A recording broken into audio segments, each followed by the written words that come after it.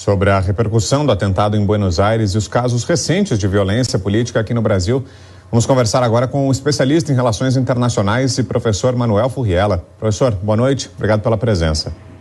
Boa noite.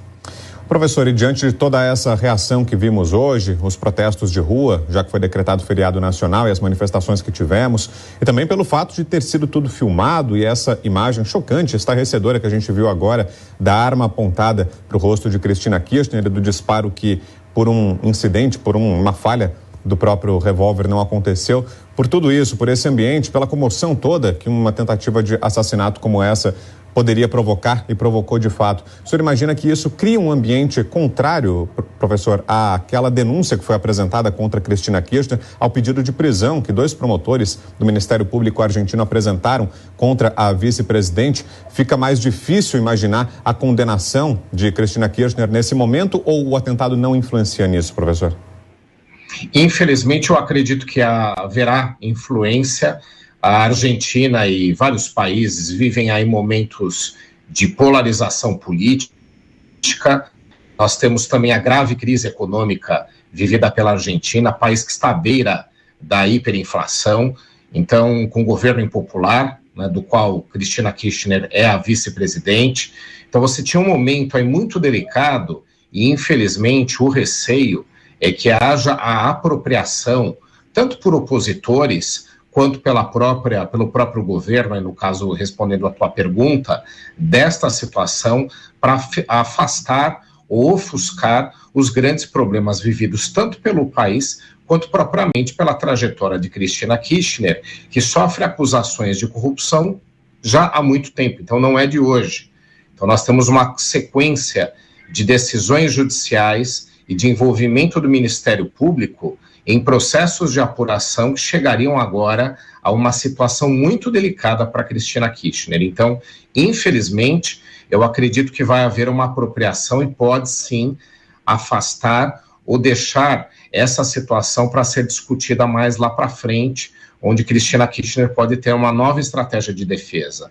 E eu digo infelizmente, não pelo fato de a situação não ser grave, é grave sim, né? Você teve aí uma tentativa, né, de agressão, ou talvez até mesmo de assassinato contra ela. Isso é inaceitável, independentemente da preferência política das pessoas, e nós tivemos outras situações internacionais, como o assassinato no Japão do ex-premier, como nós acompanhamos também, uma situação chocante. Mas a apropriação para utilização em situações outras é que eu acredito que seja inadequado, seja indevido, mas que, infelizmente, repito, é muito provável que vai acontecer. Agora, professor, diante desse fato, mostramos há pouco que no próximo sábado, amanhã, melhor dizendo, já começam as discussões, ou pelo menos uma intensificação das discussões sobre formas de combater a violência política na Argentina no Congresso do país. Mas eu quero trazer um pouquinho dessa questão aqui para o Brasil. A legislação brasileira é muito carente quando se fala em violência política. Recentemente, nós tivemos algumas mudanças, ou então a incorporação de algumas normas no Código Eleitoral para tratar sobre a violência política, no caso das mulheres. Mas quando a gente fala de Código Penal, é muito genérica essa situação da violência política. E a gente teve muitos casos recentes a respeito dessa violência, mostrando essa violência aqui no Brasil. O mais emblemático, de 2018, foi o atentado contra o presidente Jair Bolsonaro durante a campanha eleitoral. Um endurecimento da legislação, nesse quesito, pode ajudar a coibir mais casos de violência política? Ou tem que atuar em outra frente? Não, sem dúvida, eu concordo com você. Eu acho que são algumas situações, né? O endurecimento é uma delas, mas além do endurecimento, eu acredito que falta uma tipificação.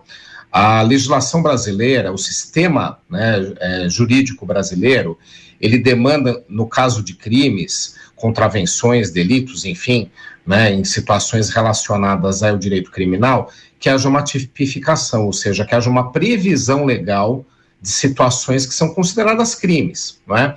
Então, quando você não tem isso na legislação, você já cria um problema. Então, além do endurecimento, concordo contigo, né?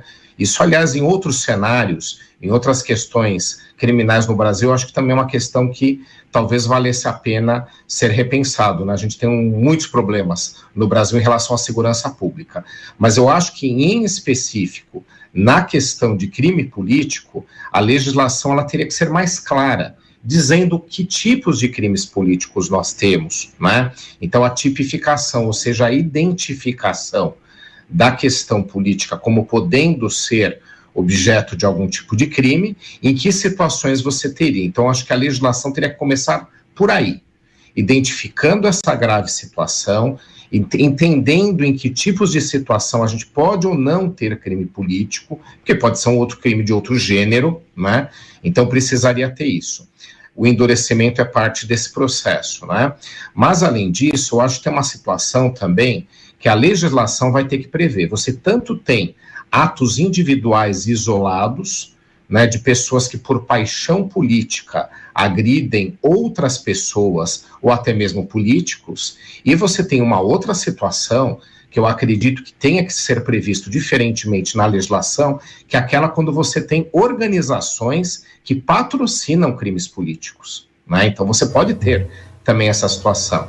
Você pode ter tanto, como eu disse aqui, um indivíduo que parece que talvez foi o caso aí na Argentina, que ele tinha algum tipo, né, de predileção por grupos políticos e de ódio político em relação a Cristina Kirchner e praticou por conta própria.